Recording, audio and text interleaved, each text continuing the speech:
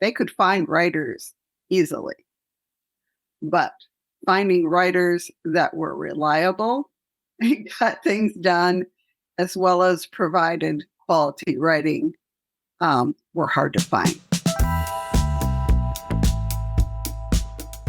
Welcome to another installment of the Perspective Podcast. My name is Devin. This is my co-host Mitch Harley, and today we have on Kathleen Krueger.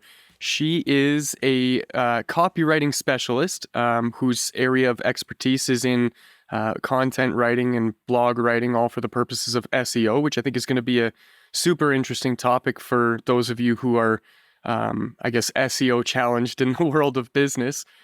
So to kick things off, Kathleen, I'd love to hand the mic over to you and just kind of get a little bit of a background on what brought you into the world of content writing and especially the SEO stuff, because I know that that's a pretty complicated field of work. So if you wouldn't mind, just give us a little bit of a background of how you came to be in this position. Sure. I had a career, very different. I was a bookkeeper in the construction industry for over 20 years. But in, I guess it was 2010, I'd been doing a little writing online and saw that there are some people attempting to make a living off of posting their writing online, usually just dollars or pennies a month.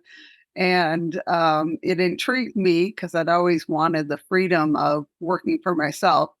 And so I started exploring freelance writing online and decided to pursue it. I was working a part-time job and started looking for opportunities and what different places to find clients. And I gave myself a goal of a year to be able to replace my current income and go full time. And I managed to do it in 11 months. Wow. So. Congratulations. Into that. Yeah. Can we just dig into that for a second? That's really impressive. I think there's some lessons there. I think a lot of people that want to start a business, they understand like you can't just quit your job. Well, you can, but just quit your job and be like, I'm going to start a business selling socks tomorrow and I'm going to, make a go of it. It's not that easy. So it's one thing to have a goal. I was talking about someone this earlier today. I have a goal of going to Africa, but I've never booked my flights. So there is that kind of piece in your life that says, hey, this is my goal, 12 months, I want to replace my income. That's a great goal. Mm-hmm. But there's something in between that and reaching that goal. Yes, like there's an implementation, there's a strategy, there's a roadmap. Where did you get the strategy? Where did you get the roadmap? Who did you reach out to? Or was it something just internally? You're like, this I think could work if I study this plan. Like what was that development? And actually, so that was in 2010, like I said, and I knew nobody who had done something like that or was even freelance writing online.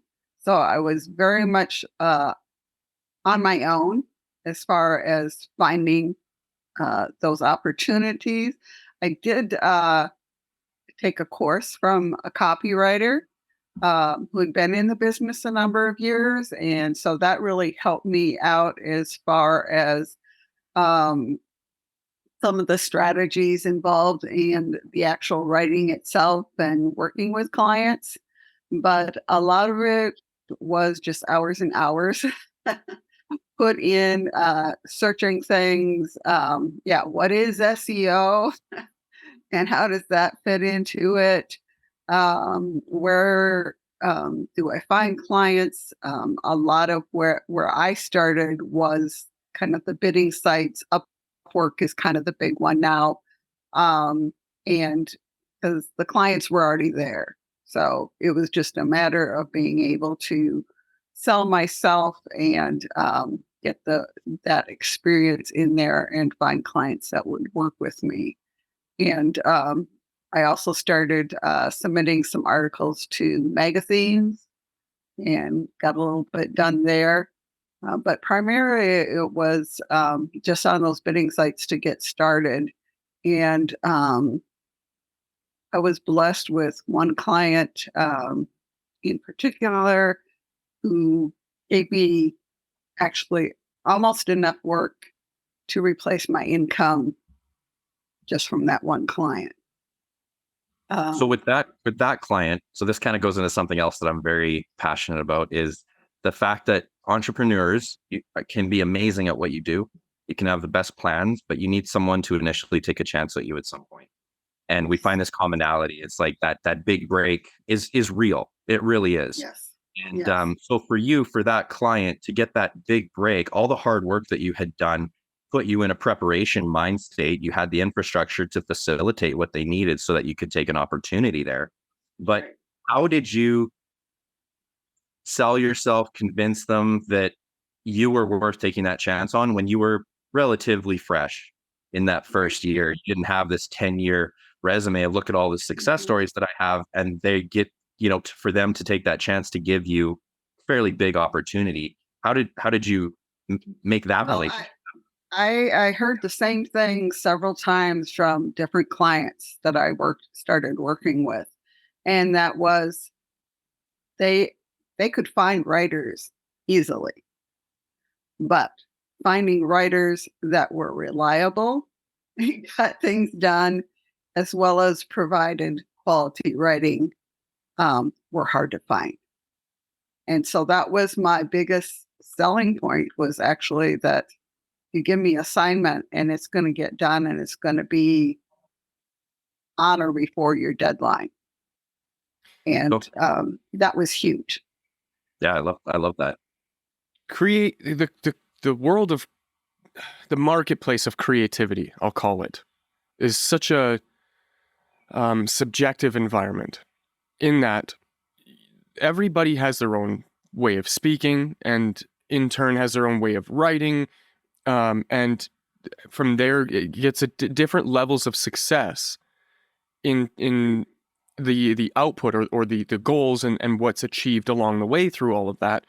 And because of that subjective nature of just the idea of art or the creativity behind what you're doing, I know from my own experience that trying to sell something like that it's very intangible and it becomes very difficult. What did you find that lended to your success in the way of how you presented your creativity? Almost in a sense of like, how did you productize what you do so that it wasn't quite like, oh, art is subjective, and it's more like this is an actual thing that's going to get you actual results, and you need it from me. How did you manage that? Well, it helps when the clients are already looking for someone to do that, yes, right? Yeah. So that was the biggest thing. But then my years working in business played into it a lot. That I knew to look at what they were asking for and not just present a generic proposal, but show them that I read what they're looking for. I looked into their business. I expressed those things in my proposal. I always made them very personal. This is, oh, you do this type of business. I know this about that business, or I've worked with this, or, I understand that you're also going to need SEO, or going beyond what they simply asked for. So that was the key, and still becomes a key within copywriting, is connecting with the person who's going to read what you wrote. And that's just as true in your proposal. And do you find it difficult to connect with these, I guess, business owners in a sense that they are actively on a path to duct tape and glue together different elements that they need for a marketing strategy or marketing idea that they have? And what you just kind of alluded to was, well, it's not just about the writing. It's about what you're going to use the writing for and understanding the full breadth of the Yes. application of this. And I'll use what I do as an example. I started off just as a sound engineer because of music, and slowly progressed into like, oh, you need video, and well, what are you going to do with the video? You're going to do some marketing. So now you got to learn how to like use the marketing platforms, but it's not just about clicking the buttons. Now you need that high level strategy of how are you going to persuade and influence people in a way that's going to be positive and beneficial for both parties, like both the company and the end user. Right. And so understanding that there's a lot more to it than just the writing. Did you find it difficult to work with entrepreneurs who already kind of had a, a preconceived notion of what it was that they were looking for? Um, that at times, especially, as I got more confident in what I'm doing and experience, then what I learned sometimes through the negative experiences to ask some more questions and make sure, ask about the things that they didn't put in their post online. Am I just writing? Are you expecting me to post it on the blog? Am I supposed to include images? Somebody says I need blog writing or I need blogs. There's lots of little elements that go with that. And I learned not to assume that they understood a writer just as the writing. And to also expand my abilities and learn more so that if they wanted posted it to their blog, well, I could do that as well. And learning how to charge for those things. Right. So it's just a trial and error, get in there, muck about, see what you're doing, Yeah. figure out what they need from you. When you enter the space and you say, this is something I think I could do, this is something I want to do, this is something I think I could replace my income with. So we kind of talked about the strategy of how do I replace the income? How do I land a client? Where do I find the work? How do you not how do you charge, but in a sense, like this is a struggle for a lot of entrepreneurs starting a business is, okay, I know that this is monetizable. I know that people will pay for this. But if I charge market value, well, they won't come to me because everyone else is charging that. So I have to come at a low rate and I have to give them this massive discount and I have to, prove myself. I think in your mind, you already proved yourself. How did you come to that? Did you come in maybe lowball looking back, or were you happy with where you at? Did you grow? How did let's just talk financial revenue. Yeah, kind of that what is definitely a challenge, especially, when you're new on the marketplace. And I did focus on providing a pretty low rate, mainly just to get that experience and for particularly working on the bidding platforms.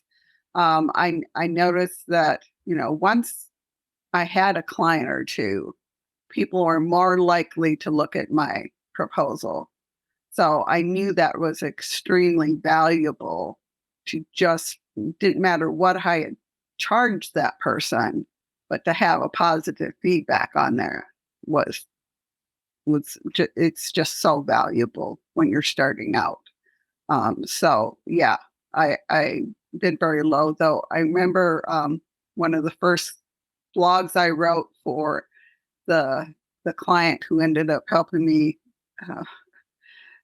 quit my job was like, okay, it's 500 words and he's paying me $25 and it took me 2.5 hours.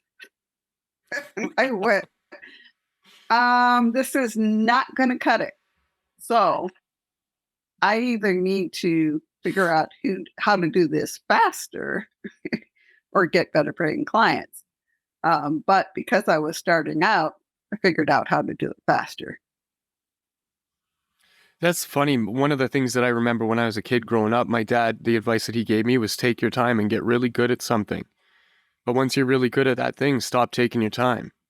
Because that's what's going to make you the real money, is that you develop your own systems, right, and you develop your own processes and your own frameworks. And now it's a repeatable thing that you can just do over and over and over again. And I get that sometimes it takes the magic away in that, every time you write an article, you have to include A, B, C, and D. And so now it becomes a repetitive task. How do you keep it fresh and enjoyable for yourself while you're, still having some kind of output that is just that. Actually, with writing, I found that you're always learning.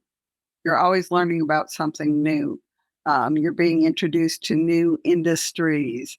Those first blogs that I was writing, they were the lists of 10 type of thing, 10 ways to make your home have more curb appeal, 10 ways to entertain your 5-year-old, whatever. Right. So I really enjoyed writing them. But you got things, how many satellite launching sites are there in the world? At the time, there were 7, so these quirky little things, or, you're writing for a painting company or a dentist or a lawyer, and you learn, you're always learning. And oftentimes, if you're working direct with a client, you're learning about them and getting to know them as a person as well. It's kind of funny too. So your let's just say 2 careers that you mentioned. Those are 2 things that make me cringe and my skin crawl, and that is bookkeeping and writing. Like, there's just no 2 things that I could hate more in my life, because it's not what I'm passionate about. But I'm definitely seeing that you identified, like, bookkeeping for you. I'm assuming you were good at it, and it was a career, so you'd spent some time kind of Yes. getting proficient at it. To move over to writing, what was that? Because it kind of seems like it's almost in that same detail-oriented, grammatical, structured type world, but obviously there was something about it that pulled you away from a secure career, maybe not with one Right. company, but as a Yeah. whole, into something kind of fresh and new. Where was that transition? I think I just really enjoying the challenge. And that was one of the things, having that background and that business background, that again set me apart from a lot of other writers, and why my business ended up developing the way it was, which was that as my clients grew, and you have those peaks and valleys where, okay, we got everybody wants everything this week. And there's only one of me. So I started hiring other writers to help me through those peak times. And I thought it was just a temporary thing. But a year later, I had like 6 of them writing for me regularly. And, my client list had really grown. My revenue had really grown. But my profit had not, because I hadn't planned for that. I was just, I'm paying them well to get me through this. And all of a sudden, I'm like, I guess this is what I'm doing. I need to stop and look at it. And what I found was that writers were happy to work for me, and I could pay them a lot less, because they were like, if I don't have to go out and look for the clients, and I don't have to keep the books and send out all these bills to different people, and I'm fine. I'll keep writing for you. You go get the clients. And so that's kind of what I did, and ended up becoming a content agency. It's just instead of just a freelance writer. It's so interesting to see, and I don't mean to offend in any way when I say this, but hearing stories about how people who had a skill or a thing that they were really good at, and they just accidentally end up in this position where they're running like a full-blown business with employees and team members and all this other stuff, I find it just so fascinating. And I personally would attribute a lot of it to this idea that you're just focused on doing the thing that you like doing, and you do it so well that so many people want it from you, that at some point you got to bring more people into that circle. And I mean, when you set out to do this, did you have it in the back of your mind that you were going to be managing the team and all this other stuff, or was it just Absolutely like not. a thing you wanted to do? Yeah, it was just, oh, I'm going to be able to work from home. That was it. That was it. And I wonder now It why just so didn't many happen. people don't do that. There was an episode that we did about a year ago, I think it was now, where there was a staggering statistic that Mitch had found that only 15% of people had filed as self-employed when they completed their taxes that year. And we were both astounded by that figure, thinking that it should have been much higher. And now just kind of hearing a little bit about your story and how I just want to work from home and be a little bit more in control of my life. And I think that would motivate a lot of people to do it. And so you took the leap, right? You jumped Yeah. off the cliff, and that maybe built your parachute on the way down, or maybe you already had one and you knew that everything was going to be okay. But how did you manage that emotional stress of like going through all of those I guess the little milestones of like, okay, I just need to get enough to replace my income. But then now that I have enough to replace my income, like, what happens when you lose a client? I'm sure you experience that, right? And I know for myself, when I Yes. lose a client, there's this like panic that sets in, like, oh no, I'm not going to be able to make the bills this month. Even though, I know I've been able to Right. do that for the last 5 years of my life. How did you manage that? And that's one of the beauties of having a team of, and it was all subcontractors. I didn't take them on as employees. And so the understanding is, if I have work, as my work increases, your work will increase. If it drops off, it's going to drop off. And you know, the last one on the list probably isn't going to get assignments until I can replace that. And so that is part of the flexibility of working with other freelancers, other subcontractors. But at the same time, there's a lot of responsibility myself personally, knowing that they're depending on the work that I've been giving them to go ahead and get those replacements. So it there is that wiggle room where if it's just me, and all of a sudden I lose $1,000 a month client, I'm in big trouble really fast. Where it wasn't because I had the cushion of a group of people bringing in the income. That's a big responsibility to knowing that you're in charge of uh, somebody else's well-being. Yes, yes, and I think it pushed me more. It's different than it's just me, and if it doesn't work out, I'll just go get another job or something. But You when think you that have attributed to other people, do you think that attributed to some of your success? Just having that like extra fire behind you, like, oh, if I don't do this, other people are relying on me. I got to keep going. I think it probably did. It probably did. I really care about the people. A lot of the writers that came to work for me were starting out themselves and trying to get experience and build their own clientele while working for me. And I took that very personally. I spend a lot of time coaching and teaching and encouraging the writers who work for me. We talk a lot on the show about there's two kinds of people, and that's it doesn't matter. It's not a knock on either type of people, but there's an entrepreneur minded person, which typically is some sort of leadership quality, like they're just that natural born leader and that people kind of flock to. And then there's your workers or followers, and that they can find complete contentment in their life, but they will never go start a business. They will.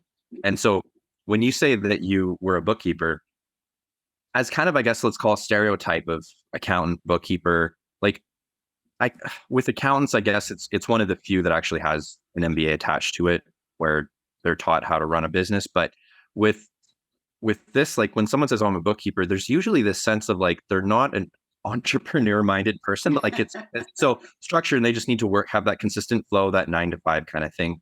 And I think there's a lot of jobs that go into that. So for you to go from that career over is, I don't think is common. Like, am I off on that, or was that always something where you're like, you know what, someday I'm going to do something for myself. I don't need a 9 to 5. Like, I'm creative enough to make this work for myself. I had thought about and looked into a little bit of starting my own bookkeeping agency at one time. But a lot of it had to do with the business I worked in, which I was with the same employer for over 20 years and worked very hand in hand with the owner. And he was a teacher, and he was continually giving more responsibility and involved his employees very much in the running of the business and understanding what was important and what wasn't, and how everything worked together. He turned hiring over to me and sat in and taught me how to interview and how to make those decisions. I just learned a lot from that employer before going into it. I was not just a bookkeeper. No, that's gorgeous, and props to him, because I think that is not. Well, I know it's not Yes. common with Yeah. business owners. They want to keep everything close to the chest. This is their baby, and if I give you, some insight, I could lose you. But I think for him to build a team, we need more of those people in multiple industries, Yes. so that as an economy, that's how your economy grows. That's how you have healthier businesses that interact with each other. Because if he ever needs a copywriter, you know who's going to be his number one call? You know who has that long-term relationship with, or it's codependent? He built it. So anyway, Yes. side note, props to him. That is a great example. If you want to be a high-level entrepreneur and business owner, maybe reach out to Kathleen and ask who it was, because that's not common, and that's very commendable. One of his, when he was teaching me about hiring people, he said, I don't look very much at their training or even their experience. I look at their character, because I can teach them what they need to know, but I can't teach character. And that was just a huge thing. And then he carried that through, with his character in the company, of how he treated his employees. It's really cool to see somebody spend as much time as you have in that environment to chip off all the necessary elements that you would need now to go and move into your own space to create that same thing, and how the lessons that he taught you, I'm sure, are echoing forward through the work that you're doing and the people that you're working with. Yeah. Even just the way that you mentioned, like, some of my subcontractors, they get work from me, but I also want to teach them how to get work in other places, so they're not entirely reliant on me. And you're already doing that necessary work to, I guess, help others find their Absolutely. purposeful things. Is that something that you like always had deeply ingrained in you as a person, or like part of your value system? Oh, definitely. And it's something I find in the writing world, particularly the creative writing, but overall, that writers tend to not be competitive, but tend to see, ourselves as a group. Getting into a magazine, the first magazine I got into, because it was another writer says, "Oh, I have the email to that editor. I'll give you an introduction." And I found that over and over again. And that's what I encourage my writers with. I said, other writers are not your competition. You're all part of the same team, and there's plenty to go around. Ask questions, learn from others. People will give you help. And so that's what I've done. And it pays off. The first freelance writer I hired, that temporary little thing, he's still working for me today. Yeah, I find a lot of the successful people that we have conversations with deploy some manner of a collaborative framework. How they see the world is everybody in my atmosphere is somebody who I can work with, rather than a competitive frame where the lens that you see everybody, and it's scarcity, right? Because you're in survival mode, and so you have to or you think anyways that you have to fight for your position in all of this. And yeah, sure, some of this work that you do, or the work that you've done to get to where you are, may have felt like it was a bit of a challenge. It was harder. There was some things that you didn't maybe think that you could overcome, but you did. But the fact that you were willing to collaborate with others and still now offer that as part of your own Right. operations, I think is commendable, and a lesson for anybody listening. Rather than looking at the world from a perspective of you have to fight against everybody that's in your industry and anybody else, if you look at it from a frame of, well, how can I work with these people and how can we help each other? Right. Because now we're all going to benefit as a result of that. Yeah. And my best clients have always been like that too, as well. If they present me, well, can you write some email marketing? And I said, I've never done that before, but I'll give it a try. Usually they know what they want. They know what is expected. And I've had a lot of training from my clients of saying, here, I'll help you get through this. And I'll, SEO. Who did I learn that from? I learned it from my marketing clients. But, this is what good SEO is, and which of course has changed every year. It's developed and changed, and keeping up with that and being able to bring that into my work with new clients. I feel like a lot of your success was, for lack of a better term, like third party subbing out, kind of extra work. Did it get to a point, like, are you at a point now where you have actual employees, or are you still in a third party phase predominantly? Yes, I'm still dealing with everybody as freelancers. However, a little over a year ago, I did step out of actively writing and managing most of the business, which is awesome.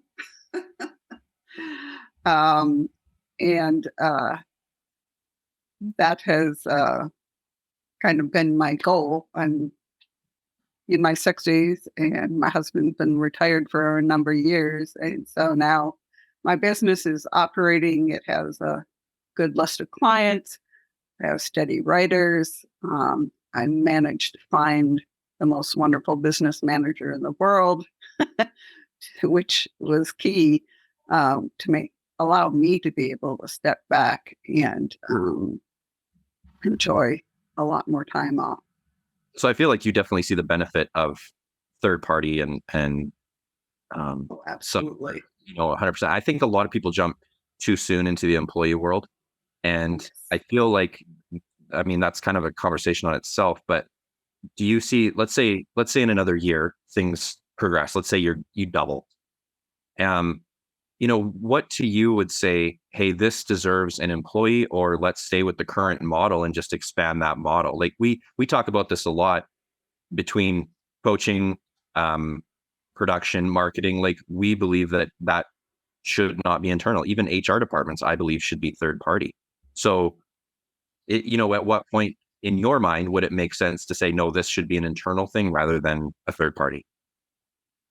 I really haven't. That I guess it would have to be somebody. Right now my business manager, it's a part-time thing. My bookkeeper is a part-time. And all of the writers. So I don't see that happening unless it maybe if it doubled and my business manager now has to work full-time. Maybe that. But no, I love working the ways that I work. There's a value in having the business itself kind of compartmentalized in that way, where you are just doing this and you're making sure that if something needs to be done, there are these groups of people that can handle that stuff. But it also kind of mitigates a little bit of the responsibility in terms of like making sure that they get hours in or whatever it is, right? Because these guys, like you said, they freelance and they have other contracts, but when they get work from you, they're more than happy to get it done. I would actually love to sort of switch gears here just a little bit and talk about the practical application of the work that you do. What do you write? I know it's such a vague question, but like you mentioned email, you mentioned articles, and I know that that's not the only two things that are necessary for writing. Just because I'm in the world of marketing, I know there's landing pages and websites and print media and things like that. What do you find yourself doing the most of in your line of work? So my company is really focused on service businesses, number one, and a lot of the marketing companies that we work with are dealing with local SEO, which is, dentists, lawyers. They're two industries that have huge marketing budgets because there's little to distinguish them. And so getting to the top of Google is a huge thing for them. They need to be seen. And so we write usually very large website, sometimes over 100 pages. We write hundreds of blogs every month for our clients. And this is generally around SEO, which people think, oh, it's just about the keywords, but it's not anymore. Blogs have gotten longer. It used to be 300 to 500 words. Now they're anywhere from 600 to 1200 or longer. And try to write that about dental fillings.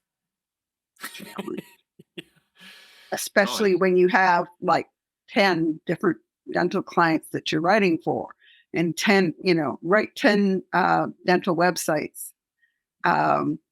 One of my top writers is a sister, and she is the queen of unique content. And she has written so many large dental websites. You could ask her anything about dental and she knows it. So let's look at that, because I think that's so valuable. It's true. A lot of industries, there's no variety. It's like, this is how you do something. It's not like building spaceships where there's lots of variety and everything's different. Like, you're right, dentist, there's like one way to do something, and you kind of do it. So how do you distinguish that? So for anyone that has a business that, let's just say, is boring, we have a guest that we had on. We go back to him all the time, line painting. Like, ultimately it's kind of boring. He paints lines in parking lots. So and he has done it. He has made a way to make it exciting. But how do you bring that to the table? How do you show, your people you work with and your clients, like, we can make your boring industry fun? How do you do that? You can't always make it fun, but you can provide the information that people are looking for. And a lot of with the local SEO type of thing is connecting what they do with the location, things that are going on in the community, or tourist attractions, or you can work in all kinds of things of educating people about when they should begin taking their baby in for dental work, or a lot of the different. And so it's become much more about being informational and presenting industries and companies as appealing to the type of client that they're trying to work with. If it's landscaping, is what does the customer want to see? Do they want to see that the difference between this kind of paper and that kind? That you educate them and show that I know what I'm doing. How much does brand voice play into that? That depends on the type of client. Like, for instance, surprisingly, we do a lot of plastic surgeons. So in that situation, the brand voice might play in more. But Lots I of work things. with a few people that are kind of just adjacent to me in my world, and their whole purpose is to help, you know, I guess CEOs and like that C-level executives really suss out what specifically their brand is, what their mission is, what their vision is, and all the really finite intricacies that define that brand. And Yeah. I obviously know that there's a correlation between having a clear identity, knowing exactly what that is, and then leveraging that now to communicate properly Right. with the group of people that you're trying to communicate with. And I know that sometimes that can get lost in translation. They'll spend thousands of dollars, like tens of thousands of dollars, creating this brand identity, but then they do nothing with it. And then when I guess somebody like you steps in now to give this intangible brand a voice in the way of content, right? Because it's not the CEO sitting there in a video talking. This is the brand itself, like a company, like an Right. intangible object is now communicating with a group of people in written form. I imagine that to be quite difficult. I just know from my own experience in writing some things, how tough it is sometimes to communicate that. Is that something that you struggle with, or what have you done to kind of overcome that as a challenge? Well, and that is something we don't deal with very much with my team. Now, myself, um, once I got the team up and going and I had more time available, then I focused more on my own unique specialty of writing, which was website copy. And that was much more that direction where I was dealing with a company with a smaller website, but very specifically geared to the brand, or you're dealing with coaches, or um, it could even be a big software company. It could be a very small or very big, but they have a unique communication style and, like you said, a brand that they want to communicate. That for me always required one-on-one time with the owner or owners, Right. to be, you can write it all out. And I've worked in those situations, and that's just not my thing. There are there are writers who are really good at that. And that's why there's all different kinds of writers out there. Right. Is this where maybe it's more valuable getting somebody that you can have that face to face, even if it's Zoom like this, where you don't have to live Yes. in the same town, versus, there's the option out there where, I don't know, I'm just going to say it, going out overseas and, hiring a lot of this stuff out to, to India and these places where they have like, these massive, Yeah. just factory type tech output. Because you can do that. You can Yes. source it out into Europe and Asia and all across and all over the world. But I feel like what you just said makes a huge difference in actually attaining the goal rather than just putting out volume. Like, Right. have you seen where people see the value in that? Oh, absolutely. And for, those hiring out, I have a friend who is, um, the company she works for gets all their content written overseas like that, where they're not a native English speaker. She gets to edit all of that. And she says, I know they would save money by just having me write it. Sounds like a double negative there. Yeah. And what is your take on this? I don't know if you've heard anything about this, but it's been kind of all the buzz on TikTok and on Instagram about this AI. Chat GPT and AI and these language models that they're developing. I myself have played around with it. Now I can tell you from my experience, I immediately know that this is definitely written by AI. However, it provides an incredible start point for somebody Yes. who needs to write things in a efficiently, let's just say. For example, Right. I had a 10 email sequence that I had to write for somebody. And I know if I sat down to do that, it's probably going to take me about 5 to 8 hours just of straight brainstorming, and they don't have the budget for that kind of thing, and now I have to do this efficiently. So I go to ChatGPT and I'm like, write me an email that says these 3 things, and it blasts out a perfect template. I bring that over into my doc, I start editing it, and before you know it, I have all 9 or 10 of the emails that I needed in maybe an hour and a half, and they're all what I would say pretty high level and right on brand. Are you leveraging any of these tools? How do you feel about this kind of new wave of AI stuff? I've been asked that so many times in the last couple of weeks. It's is this going to destroy your industry, your company? And I'm like, no, because it does, like you said, we just keep changing as technology changes. We will use it. It won't replace. It'll make it easier for us and make it faster. I still would like to see it write 20 different dental websites and keep everything unique and see if it would do as good a job as my sister. Yeah. That's true. Yeah, I think any technology has its limitations. I think that's a great way to look at it.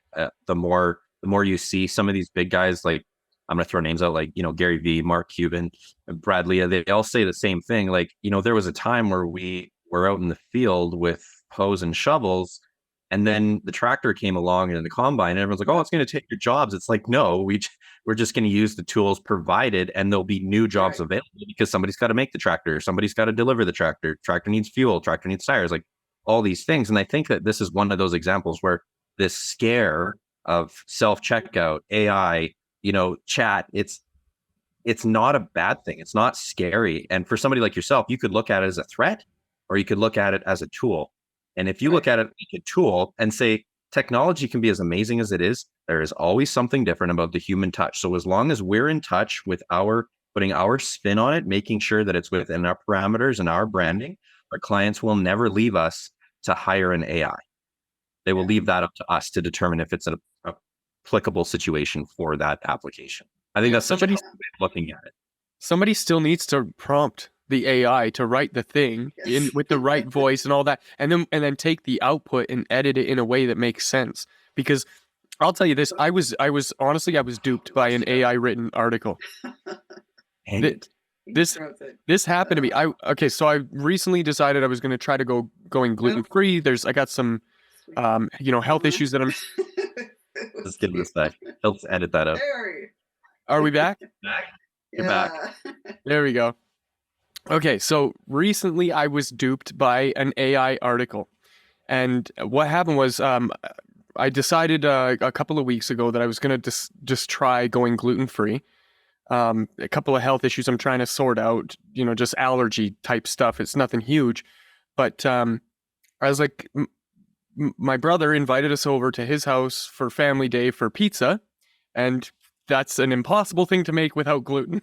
So I looked up a gluten-free recipe and it had 5 stars. I've never seen a recipe have 5 stars and like 680 ratings.